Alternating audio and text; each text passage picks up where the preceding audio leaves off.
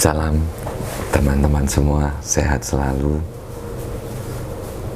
Saya baru saja datang ke Surabaya. Saat ini jam 2 pagi ya.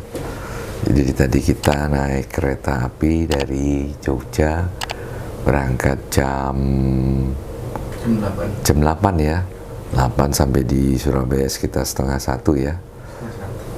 Kemudian kita naik Grab ke sini. Nah, dari kereta saya ada sedikit merenung, jadi ingin ceritanya kali ini itu tentang perjalanan safari kerja yang kita mulai dari hari Sabtu kemarin. Kita naik pesawat terus sampai di Bandara Kulon Progo. Dari Bandara Kulon Progo kita janjian dengan abang saya, Bang Alim Ten, yang memang mengajak ke sebuah prospek di daerah Kaliurang.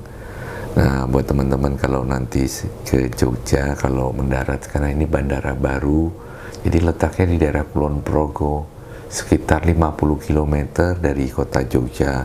Jadi lumayan jauh dibandingkan dengan bandara yang dulu yang di dekat arah mau ke Klaten. Kalau dulu mungkin cuma sekitar 15 menit sampai setengah jam ke pusat kota, sekarang sekitar 1 jam sampai 1,5 jam kalau dari Kulon Progo ke pusat kota. Nah, kita pilihannya sebenarnya ada yang paling ekonomis kalau dari Bandara Kulon Progo atau namanya YIA, Yogyakarta International Airport. Yang paling ekonomis naik kereta. Ada kereta yang langsung ke kota, misalnya ke Tugu ya, stasiun Tugu. Itu 25.000 per orang. Cuma untuk mendapatkan tiketnya kalau mendadak agak susah karena memang melalui aplikasi. Jadi sebaiknya jauh hari sebelumnya sudah pesan di aplikasi tersebut. Ada lagi nama angkutan, bisa naik mobil Damri. Mobil Damri itu sekitar 75.000. Ada 3 titik di kota, mungkin turun di Sleman dan sebagainya. Ada lagi tentu kita naik taksi bandara atau mungkin naik Grab. Nah, kemarin karena kita sudah waktunya mendesak, jadi kita coba untuk naik kereta, tapi karena naik kereta adanya di 1 jam kemudian, jadi kita putuskan naik Grab. Grab itu sekitar kemarin kita dari Bandara Kulon Progo ke area di seputar Jalan Kaliurang, Pakem kalau nggak salah, itu 313.000.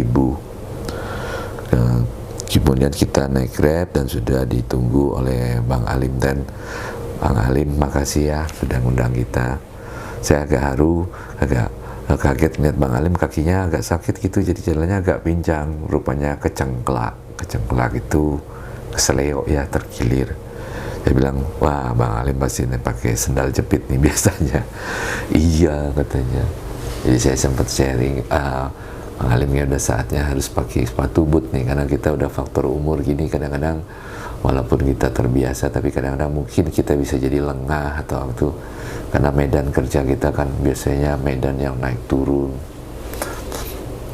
Oke, kemudian kita ditemukan dengan sang owner dan juga kepada ke area yang akan dibangun, yaitu boleh dibilang sebuah landscape. Jadi nanti Bang Alim akan dapat tugas yang mungkin pas bener nih dengan potensi Bang Alim, yaitu sebagai seorang perancang yang kalau Bang Alim itu kalau merancang itu lebih ke apa ya, menyesuaikan iramanya, lebih ke alam, bagus sekali. Dan setelah itu Bang Alim juga mengajak kita ke Solo, walaupun kita sebenarnya di Jogja kita sudah ada janji baik malamnya maupun besoknya, jadi kita sepakat setelah ke Solo kita langsung balik lagi ke Jogja. Di Solo pun kita sudah meninjau salah satu proyek Bang Alim di sana. Saya juga mungkin dimintai pendapat, ya saya sharing apa yang saya tahu tentang batu alam untuk di area dinding seputar kolam renang dari sang owner.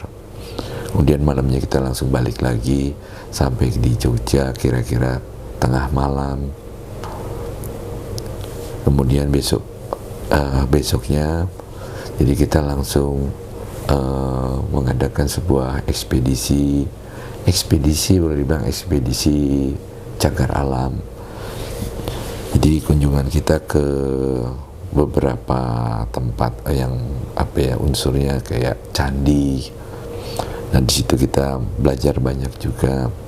Bahkan secara otomatis di awal secara kebenaran kita itu berkunjung ke suatu area tebing batu, yaitu tebing Breksi.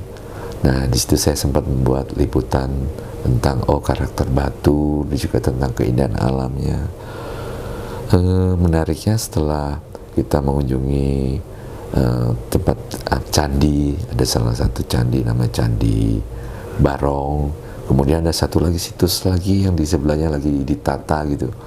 Nah kita menemukan beberapa hal yang berhubungan dengan tebing batu Breksi tadi yang sebelumnya kita kunjungi.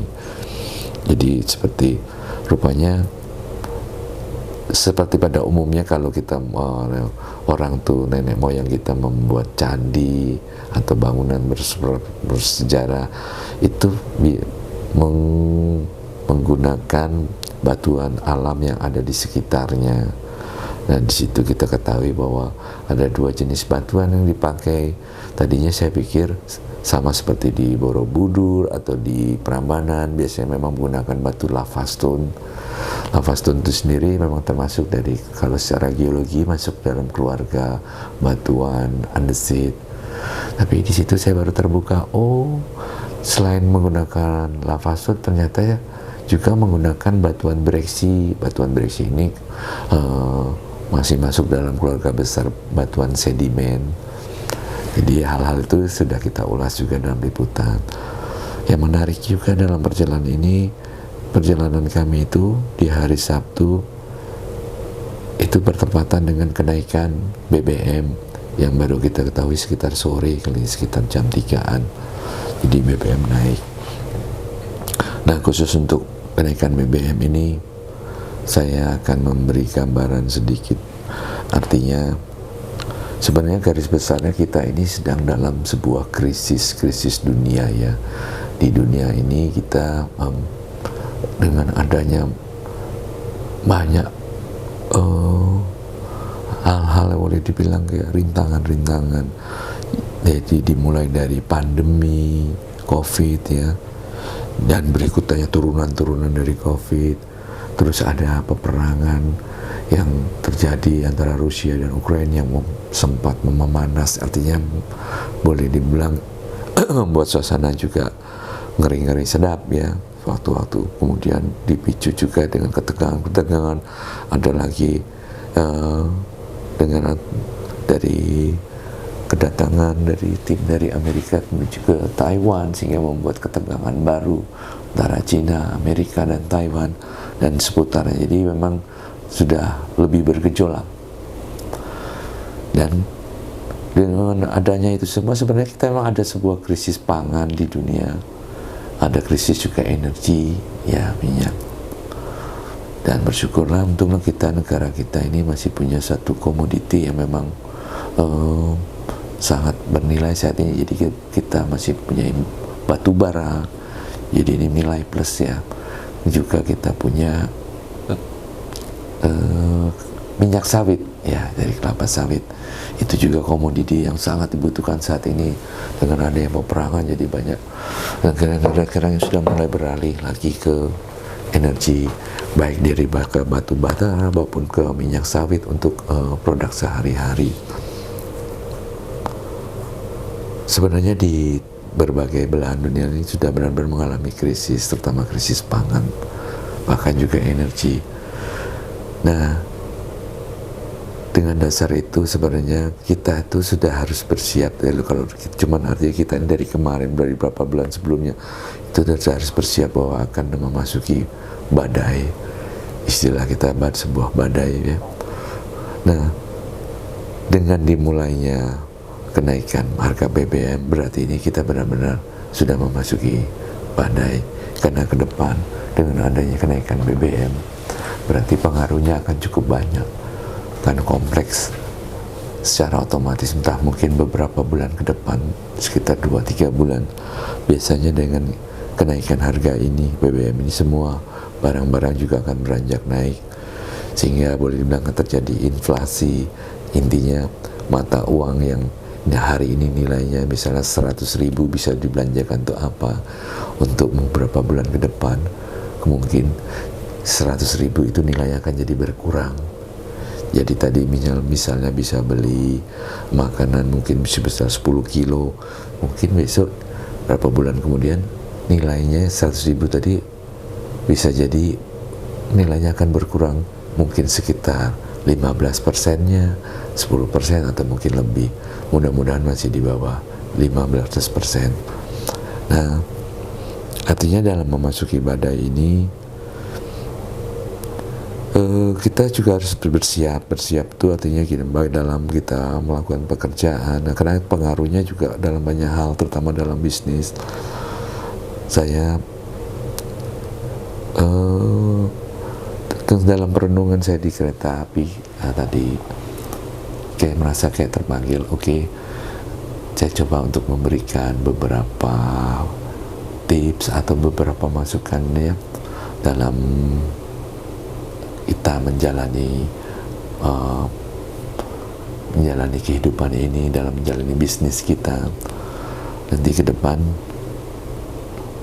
Mungkin saya akan membuat sebuah liputan khusus ya dalam hal soal saya sharing tentang pengetahuan yang saya tahu, pengalaman yang saya tahu, atau mungkin juga kita mengambil dari pengetahuan atau pengalaman pihak lain yang sudah mengetahui, intinya tentang tips-tips atau tentang kebaikan, tentang spirit ya, tentang semangat dalam menjalani hidup ini. Kita akan buat mungkin dalam sebuah liputan, judulnya mungkin secangkir kopi dalam renungan. Yang jelas dalam menjalani menghadapi badai ini, karena kita sudah masuk dalam badai, saya akan buat ada 3 hal dan saya akan buat dalam liputan terpisah ya nanti. Nanti kali ini mungkin saya sempat mau memberi judulnya nanti, yaitu tentang mengetuk pintu langit. Yang kedua adalah tentang jeritan hati, dan yang ketiga adalah menembus badai, di mana liputan ini nanti akan saya sesuaikan sesuai dengan proses-proses atau mungkin apa yang akan kita alami ke depan nanti. Mungkin di awal kan saya mulai dengan tentang mengetuk pintu langit. Nah, ini sekian dulu apa yang ingin saya sampaikan, yaitu sekali lagi cuma ingin menyampaikan tetap bersemangat ya, jangan putus asa, selalu ada jalan keluar, dijaga spiritnya, semangatnya, dan lakukan, tekuni. Prinsipnya adalah action ya, karena saat ini udah enggak, memang yang diperlukan saat ini benar-benar action ya, karena kalau perencanaan dan sebagainya harusnya jauh hari sebelumnya. Jadi lakukan apapun walaupun dengan langkah kecil atau langkah awal, tapi lakukan ya, ibarat mulailah menapak ya untuk beraksi. Baik teman-teman, sekian dulu, salam.